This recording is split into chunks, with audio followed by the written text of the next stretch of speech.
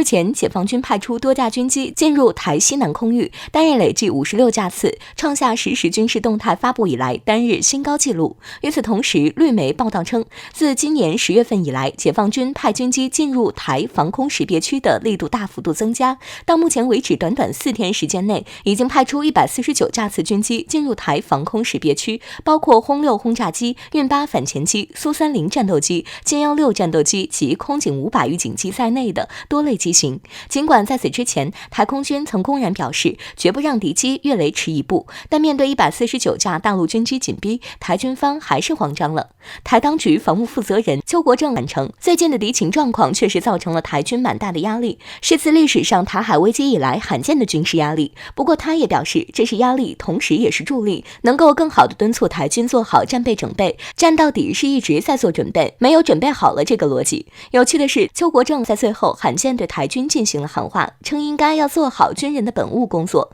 就是因为这一喊话，让外界更加认定了当前的台军方内部已经自乱了，而邱国正应该是在担心台军在强大军事压力面前可能会忙中出错，忙中添乱。事实上，不只是台军方，解放军4天内派出149架次军机，连美国人也坐不住了。美国国务院发言人普莱斯几乎在邱国正喊话台军的同一时间，对外表示要加强措施，代表美方强烈敦促解放军停止继续施压台海，扬言此举会破坏区域和平稳定。这次的强烈敦促与过去单用敦促二字相比，普莱斯显然透露了美方的急迫。自疫情在全球爆发，拜登上台后，美国就在不断干涉台海问题，企图利用台当局遏制中国崛起，所以当解放军军机进入台空域时，美方第一时间有了反应。可美方似乎忘记了，台海本就是中国领土的一部分，别说美国，世界上任何一个国家都没有权利干涉台海问题。如今美国公然指手画脚不说，还把解放军军机在台空域的行为作为破坏稳定，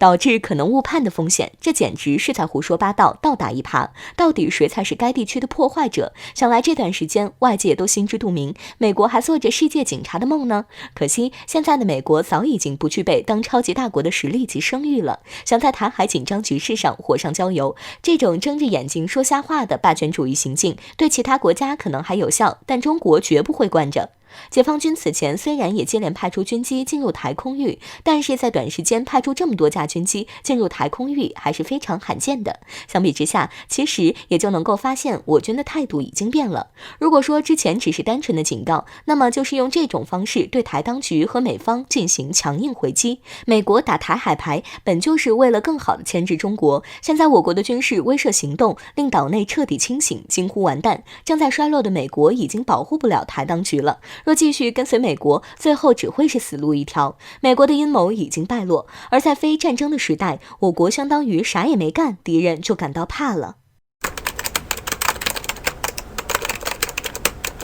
据报道，美军内部传出一则消息，声称其在欧洲重建的军队将会成为第一个吃螃蟹的人，也就是说，后者会成为第一个拥有 F-35A 五代机的飞行队。这也代表美军出招了，剑指欧洲，27架军机即将来袭，这可不是一个好的消息。军事力量一直是各国不断追逐的领域，各国都想要在这个方面成为佼佼者。毕竟，在这个以实力说话的时代，谁有本事，就说明着谁能拥有更大的话语权，从而占据更多的主导地位。而在这个方面，美国当仁不让，用自身的行为表明其对该事情的热衷追求。不过不用多说，谁不知道美军在霸权这条路上越走越远，迫切想要得到认可。为了这件事情，美军可谓是做过不少蠢事。这下主意直接打到欧洲头上了。值得一提的是，英国率先当了这个冤大头，很明显，这就是赤裸裸的军事外扩。美军就是想要组建自身在欧洲的军事力量。问题是，美军如此嚣张，英国还不能表现得不高兴，而要实实在在地咽下这口气。在英国与欧洲闹掰之后，就等同于和美国捆绑在一起。换句话说，英国不敢得罪美国，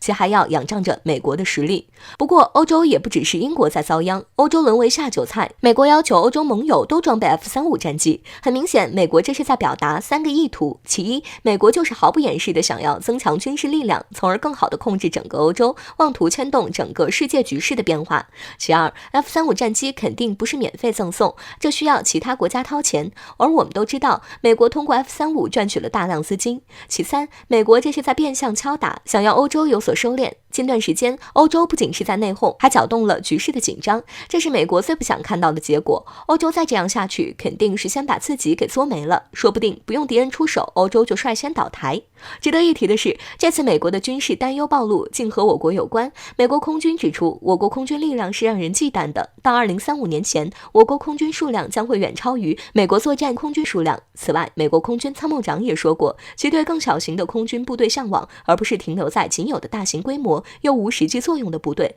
这或许就是在吐槽美军有些部队太过花哨而无实际作用。不过，这潜在的担忧暴露了美军的短板，而美军在其他国家迫切想要增大军事力量，这也大概率是一个最重要的原因。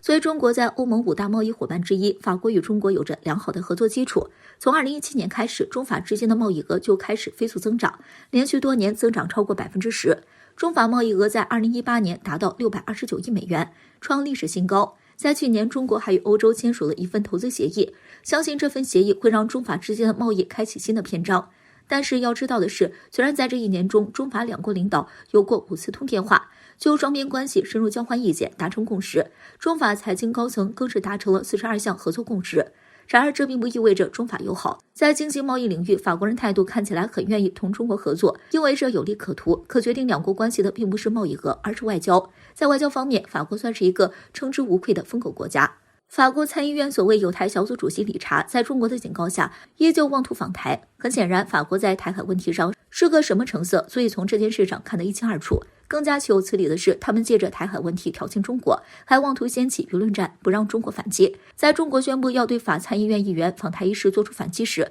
法媒抱怨称中国变了，变得越来越像俄罗斯。在以前，中国只是寻求被人喜爱，不会寻求让人畏惧，但现在一切都变了。分析认为，法国舆论当下之所以会呈现出这样的一种事态，主要是因为法国需要面对一场致命的危机。当前南亚和东南亚因疫情而持续爆发，商品产能严重受损，所以被誉为世界工厂之称的中国，自然就成为了包括美国在内的全球经济大国。缓解其自身供应链危机的最大希望，毫无疑问的是，如果此时法国还企图在底线问题上挑衅中国，由此使得中国不得不出手警告，造成中法贸易链出问题。这要是放以前还没事，可放在国际商品供应紧张的当下，那倒霉的只能是法国自己了。就像是著名的国际关系专家金灿荣所说的那般，中国不是俄罗斯，即便开始越来越像俄罗斯，那也是被西方国家的种种行为给逼出来的。可能在西方国家的眼中，在面对他们毫无底线的试探行为时，中国能像以前那样对他们的试探行为保持耐心。然而事实给予了他们沉重的一击，种种反击行为足以说明中国忍气吞声的时代已经一去不复返了。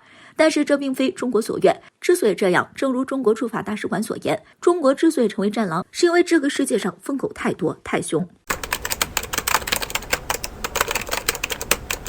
事情最开始是在9月28号，俄军在叙利亚的空军基地赫梅米姆在当天白天遭遇2枚导弹的袭击，不过因为及时被防空系统发现，很快在距离基地2公里外就被拦截击落。然而当时基地里的俄军都认为，这只不过是一些以美国为首的北约国家扶持的傀儡武装的一次简单骚扰。然而在当晚，再次有多枚导弹飞向俄军基地，而这一次对手使用的是游荡弹药，没能触发防御警报。所幸的是，在抵近状态下被俄军部署的铠甲 S1 系统拦截，这种反常的袭击操作引起了俄军的警觉，并在随后就很快判断出这是冲着基地内刚刚抵达的超音速轰炸机图 2M3 来的。而事实上，后续的事态发展也证实了俄军的猜想，没有任何一个武装组织或极端组织出来声称负责，这也佐证了俄军的另一个观点，这是一场外部势力介入的袭击。事实上，当时外界对此的猜测主要是2个方向，一个是土耳其，因为俄土双方在中东的摩擦十分频繁，双方在叙利亚问题上也存在很多分歧；另一个则是以色列。俄罗斯作为力保叙利亚、展示中东影响力的一方，